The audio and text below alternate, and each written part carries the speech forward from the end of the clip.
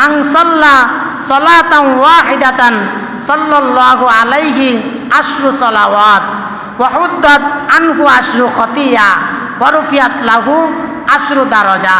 নবীজি বললেন, আল্লাহর কোনো বান্দা যদি আমার উপরে একবার দুরূদ পাঠ করে, আল্লাহ তাআলা ওই বান্দার উপরে 10 বার রহমত নাজিল করেন। সুবহানাল্লাহ। তাহলে যে ব্যক্তি নবীজির উপরে একবার দুরূদ পাঠ করবে, আল্লাহ তাআলা ওই ব্যক্তির উপরে 10 বার রহমত নাজিল করেন। ওয়া হুদ্দাত আনহু আশরু খতিয়া, আল্লাহ তাআলা ওই বান্দার আমল নামা থেকে 10টি সগীরা গুনাহ মাফ করে দেন। সুবহানাল্লাহ।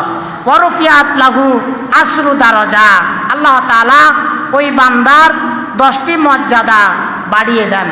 আবার নবীজি বললেন, জুমার দিন হলো শ্রেষ্ঠ দিন, এই দিনে আমার উপরে বেশি বেশি দুরূদ পাঠ করাও, কারণ তোমরা আমার উপরে যত বেশি দুরূদ পাঠ করবে, কিয়ামতের দিন তোমরা আমার তত নিকটে থাকবে। সুবহানাল্লাহ।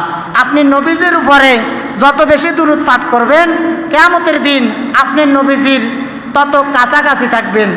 আবার নবীজি বললেন, তোমরা আমার উপরে বেশি বেশি দুরূদ পাঠ করো, কেননা আমি যখন দুনিয়া থেকে চলে যাব, তখন তোমরা কে আমার উপরে দুরূদ পাঠ করেছ, তোমাদের এই দুরূদগুলোকে ফেরেশতারা আমার কবরে দিয়ে আসবে। সুবহানাল্লাহ। এই কথা শোনার পর সাহাবায়ে কেরাম বললেন, হে আল্লাহর রাসূল, কাইফা সালাতুনা মারুফাতুন আলাইক, হে আল্লাহর রাসূল, আপনি মারা যাওয়ার পরে আমাদের দুরূদগুলো আপনার কাছে কিভাবে যাবে? আপনি যখন মারা যাবেন, আপনি তখন পৌঁছে গেলে তো শেষ হয়ে যাবেন, আপনাকে তো মাটি খেয়ে ফেলবে, তাহলে আপনি আমাদের দুরূদ আপনি কিভাবে শুনতে পারবেন? নবীজি বললেন, ইন্নাল্লাহা হাররামা আলাল আরদি আন তাকুলা আদসাদাল আম্বিয়া।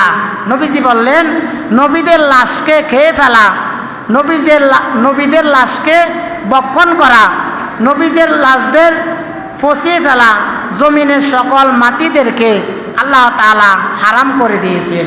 সুবহানাল্লাহ।